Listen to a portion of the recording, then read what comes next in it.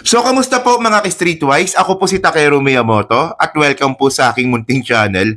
So, mga kababayan, laugh trip po talaga itong si Loverboy Harry Roque. Kasi po, pati po siya ay sumali at sumama para po kuyugin ang ating bagong PCO Undersecretary na si Atty. Claire Castro. So, ang point ko lang dito mga kababayan, no? Di ba? Bakit pati siya ay apektado dito po kay Atty. Claire? So ano ba, naiinggit ka ba kasi nasapawan ka na? O naiinggit ka ba kasi mas magaling sa'yo? O yun nga lang si Roque, magaling lang po magsinungaling. Magaling lang po magpalusot ng katangahan. Okay, so ano ba sinasabi ko dito? O, actually code card na lang tayo kasi medyo, alam niyo naman, sa China po tayo ngayon, medyo wala po tayong oras. O sabi po dito ni Harry Roque, di ba? Oh, aminado ako na mahirap maging messenger ng administrasyon kasi para kang salesman. Okay, tanga na. So malamang ganun yung ginawa niya kay Duterte, no, di ba? Okay. Oh, kinakailangan mong ibenta yung presidente mo. Pero alam lahat ng salesman, kahit gaano ka kagaling na salesman, kung hindi maganda ang produkto, mahirapan kang ibenta. Mali po 'yon. Minsan po mga kababayan, kahit po bulok po yung produkto, kung magaling po yung nagbebenta at bubudulin po kayo, di ba mabebenta pa rin po yan, promise. Cross my heart, mamatay ka man, Roque. Hindi nga seryoso. Actually, bobo, di ba? Kaya nga po nagkalat po ang budol po sa buong mundo at kahit po sa Pilipinas. Kahit po na, for example, peking relo, di ba? Alam mong peke, alam mong madaling masira, pero pwede mong ibenta ng original yan. Depende kung gaano ka kagaling mambudol. Depende kung paano ka kagaling mag-salesman at kung sino mga tanga ang target na pagbibilhan mo. Parang ginawa mo kay Duterte. Bulok yung presidente, so ang target ninyo yung mga bobong Pilipino na mga DDS. Kaya nga nabenta si Duterte kasi magaling ka manloko. Oh. So ngayon, nasabi ngayon dito ni Atty. Claire Castro, so sumagot naman po siya. So dito pakita ko na lang. So sabi niya dito, naniniwala po talaga kami na mahirap ibenta ang bulok o masamang produkto. Mahirap po talagang ibenta kapag ang binibenta mo ay kailangan mo pang linisin ang mga sinasabi. O di ba? Mahirap ibenta ang mga tao na ang laging binabanggit ay joke lamang iyan. Hindi po kami salesman dito, kami po ay messenger. O puta, di ba? So, actually, isang malaking kumbaga yung pagpasok po ni Atty. Claire at saka ngayon po si Jay Ruiz nga po, parang ang labas namin dito parang parang liwanag sa dilim. Hindi nga, seriously. Bulok po ang PCO. Matagal na po naming alam yan. Especially may isang empleyado po diyan sa PCO ngayon na nilalakad po yung asunto ng isang mapanirang vlogger. Nasa korte na yung puta. Nasa korte na yung kaso, wag nyo nang pigilan. Oh, buti sana kung makukuha nyo sa ganun. Oh, by the way, nabanggit ko lang. So ngayon mga kababayan, ang point natin dito, buti na lang po. 'Di ba? Nagkaroon po tayo ngayon ng Jay Ruiz at saka Atty. Claire Castro. Kumbaga yung madilim at bulok nga po na PCO, 'di ba? Nagkaroon po ng liwanag. Oh. So ngayon, anong sinasabi ngayon dito ni Atty. Claire? Yung regarding dyan sa joke only. So bibigyan ko po kayo ng isang magandang example. Ito pakita ko po sa inyo. Okay. Meron po kasing sinabi si Duterte po dati na ito Ito, pakita ko na lang dyan ulit. So sabi dito ni Duterte, Rodrigo Duterte, I'm not joking, clean mask with petrol. So nung panahon nga po ng COVID, ang sabi nga po ni Digong, linisin daw po yung face mask bago isuot ng gasolina. O di ba? Syempre alam niyo naman yung mga DDS, maniniwala po yan, mga tanga po yan Oh. So ngayon, nasagot nga po, may video dito para baka sabihin niyo niloloko ko kayo So ito po yung video nga po ni Duterte nun. Ito, play na lang natin. Bigay namin yan sa inyo libre. But wear it.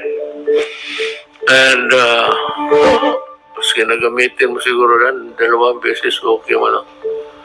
O sprayhan mo lang ng alcohol pagkatapos. Huwag yung in-spray mo at isuot mo kaagad. Pagkatapos ng araw, hang it somewhere, sprayhan mo lang ng Lysol if you can afford it. Yung wala, ibabad mo ng gasolina o diesel. Putang ina, COVID na. Hindi uubra yan dyan. Totoo. Wala kayong iba to disinfect yun. Maghanap mo ng gasolina. Babad mo lang yung kamay mo. Layo mo lang kaya baka huwag sa loob ng bahay rin. So bago po tayo mag-start, no, gusto ko lang po i-promote ang ABP, ang Bombero ng Pilipinas, para po sa party list. Kung kayo po ay wala pa po kayong napipili na party list, baka pwede nyo naman pong i-consider po ang ABP. So pag sila po ang nanalo, di ba, magtiwala po kayo sa akin na tayo po ay madaling makalapit po sa kanila sa Kongreso. Pangako ko po yan kasi po ako po nag-promote. So thank you po, no. Back to the topic. Yeah. O, di ba? So nangurakot ka na nga nung sa Parmali, tarantado ka pa talaga. Una, hindi ka naman doktor. Sino may sabi nun? Ako hindi rin ako doktor eh. Pero sabi nga po ng DOH nun, hindi pwede yon na yung face mask gagamitin mo. Ibababad mo lang sa alcohol, gasolina. Oh. So sabi po dito sabi ni Harry Roque dito, pakita ko na lang dyan Oh. Joke only. Roque defends Duterte disinfect with gasoline remark. Ayan, di ba? Continue natin just a joke. This by now familiar Malacanang line. No? So naging familiar na nga ito no? Once again repeated by presidential spokesman Harry Roque. So magkaparehas po kayo ng, halos lang. Halos magkaparehas po kayo ng trabaho ni Atty. Claire Castro tsaka ikaw Harry Roque. Pero mas tanga ka. So sabi niya dito, this by now familiar Malacanang line was again repeated by presidential spokesperson Harry Roque in his defense of Rodrigo Duterte, who was criticized by health experts, di ba, and netizens for claiming in a speech that cash-strapped Filipinos should just use gasoline to disinfect their mask. So para daw po sa mga mahihirap na hampaslupang mga DDS, di ba? Kasi ang tingin po ng mga Duterte po sa inyo, mga hampaslupa po tsaka mga uto-uto, para mamatay na raw po kayo, ibabad nyo raw po ng gasolina. Ibabad nyo raw po sa gasolina yung face mask, tapos isuot nyo raw po ulit. O di ba? So sabi ni Harry Roque, joke lang yan. Sabi niya dito, kayo naman, 4 na taon na siyang presidente. Parang hindi nyo kilala si presidente. Joke only. Basta naman tayo manghugas ng gasolina. Said Roque, nga, di ba? Kita mo, ito, kabulshitan ito. Katangahan ito, Harry Roque. Pero naibenta mo sa mga uto-utong mga Pilipino nung panahon na yon. Magaling lang po talaga kayo manloko tsaka magsinungaling nung panahon po na yon. Yun nga lang mga kababayan, ang sabi nga po dito, si Duterte mismo, Rodrigo Duterte, I'm not joking. Clean mask with petrol. So yung sinabi po ni Harry Roque na clean mask with petrol, na sinasabi niyang joke lang daw po yun, umalma si Duterte, hindi joke yun, totoo daw po yun. Di mukha kang tanga. O mukhang tanga ka na nga dati, mukhang tanga ka pa ngayon kasi nagtatago ka. And by the way, mga kababayan, meron pa yan. Yung pinakamalupit, yung sinasabi nga po na Atty. Claire, ito. Duterte admitted corruption in 2017. Nabalita po ito noong 2021. Palace says it was a joke. Di ba? I think that was a joke, Duterte spokesperson Harry Roque said. Of the statement, ang paninindigan po ng presidente ay hindi po siya tatagal sa politika kung siya ay corrupt. Di ba ginagawa ko yung tanga? Actually, mga kababayan, alam nyo kung nung nakakatakot dito, pag bumalik po si Sara Duterte, o kaya pag bumalik po ang mga Duterte sa Malacanang, si Harry Roque po ulit ang spokesperson. Yung kaalaman niya po sa Pogo, mababaliwala po yun. Papahig ba kayo ng ganon? Legal counsel ni Sara Duterte? Si Panelo. Tapos PCO Undersecretary, si Mocha Uson. Papahig ba kayo ng ganon? PCO Undersecretary, PCO Assistant Secretary, ASEC ata tawag doon. Si Banat Bay. Tapos, House Speaker si Pulong. Papayag kayo ng ganon? Mukha tayong tanga ulit. Oh. So, ang point dito mga kababayan, sa tingin nyo ba nagbibiro ang presidente? Kasi sabi nga po ni Digong noong 2017, naubos niya na raw po yung perang kinurakot niya. Tapos sasagot nga po ni Harry Roque, joke lang daw po yun. So ito sabi niya, pakita ko sa inyo. At saka kayo, I hate corruption. Hindi ako nagmamakalinis. Marami rin akong nanakaw pero naubos na. So, wala na. Hindi ako pero Di ba? So, ang sabi na naman ngayon dito ni Harry Roque, joke lang daw po yun. Samantalang ito po yung sinabi nga po ni Dick Gordon noong 2020.